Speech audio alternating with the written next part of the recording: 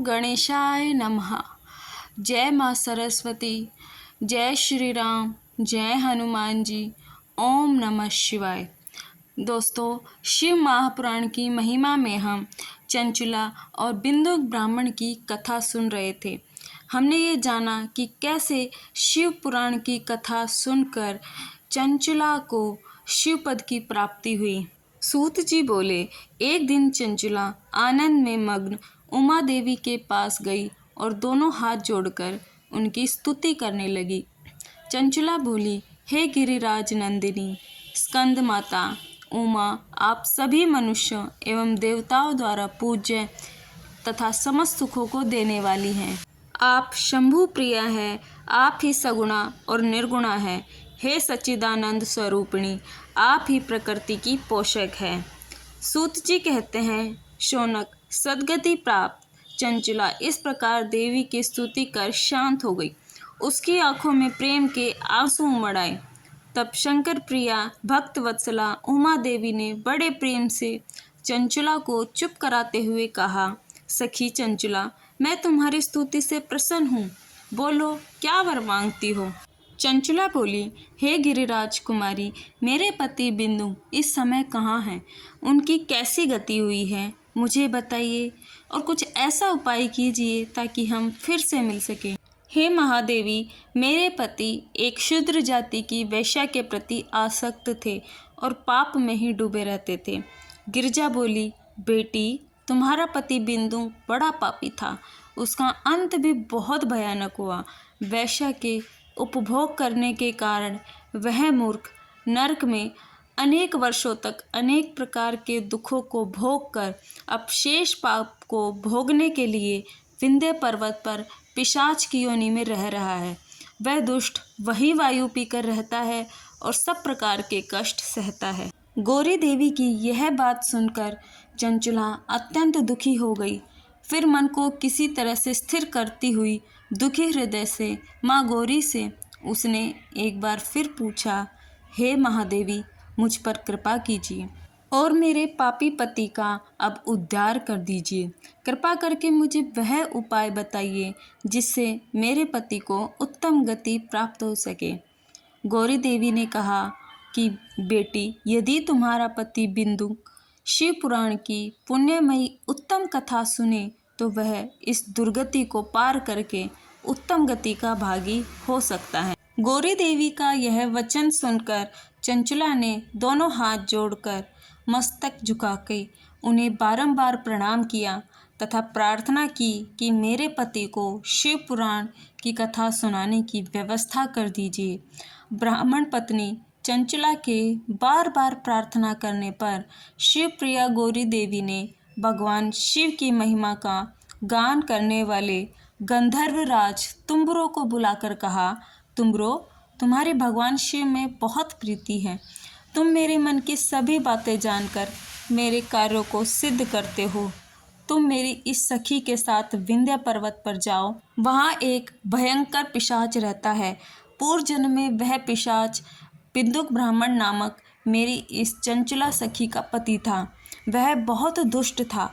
अस्त्र शस्त्र से हिंसा करता, लोगों को सताता, उनके घरों में आग लगा देता था, चांडालों से दोस्ती करता, रोज वैश्यों के पास जाता, पत्नी को त्याग कर दुष्ट लोगों से दोस्ती करके उन्हीं के संपर्क में रहता।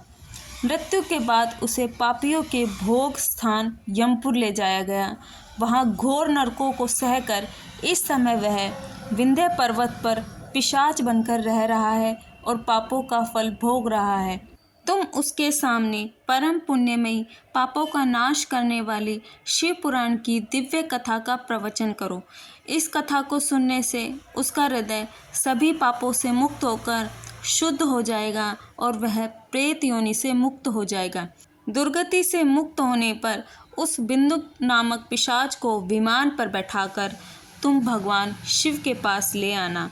इस प्रकार उमा देवी का आदेश पाकर गंधर्वराज तुम्बरो प्रसन्नतापूर्वक अपने भाग्य को सराहते हुए चंचला को साथ लेकर विमान से पिशाच के निवास स्थान पर विंध्य पर्वत गया।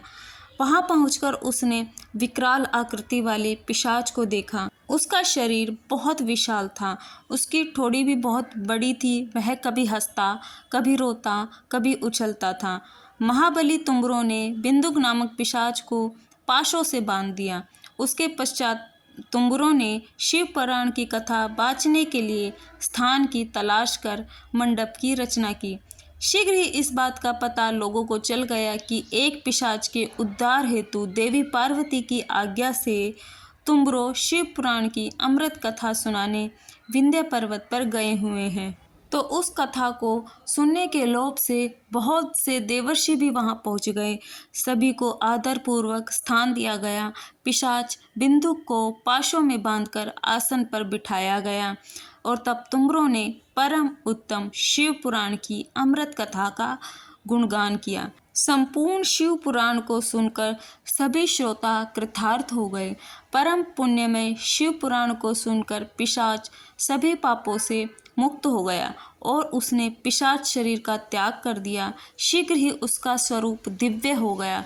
उसका शरीर गौर वर्ण का हो गया। शरीर पर श्वेत वस्त्र एवं पुरुषों के आभूषण आ गए। इस प्रकार दिव्य देहधारी होकर बिंदुक अपनी पत्नी चंचुला के साथ स्वयं भी भगवान शिव का गुणगान करने लगा। उसे दिव्य रूप में देखकर सभी को बहुत आश्चर्य हुआ। उनका मन परम आनंद से परिपूर्ण हो गया।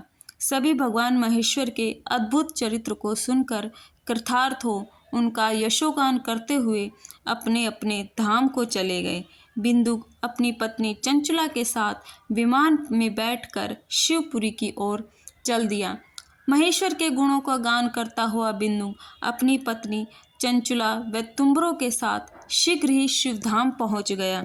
भगवान शिव व देवी पार्वती ने उसे अपना पार्षद बना लिया और दोनों पति पत्नी सुखपूर्वक भगवान महेश्वर एवं देवी गौरी के श्री चरणों में अविचल निवास पाकर धन्य हो गए।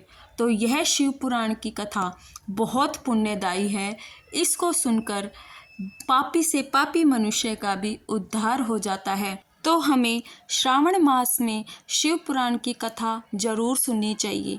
वीडियो अच्छी लगी आपको तो वीडियो को लाइक करें, चैनल को सब्सक्राइब करें और ऐसे ही उत्तम कथाओं के लिए आप हमारे साथ जुड़े रहें। जय भोलेनाथ, जय माँ पार्वती।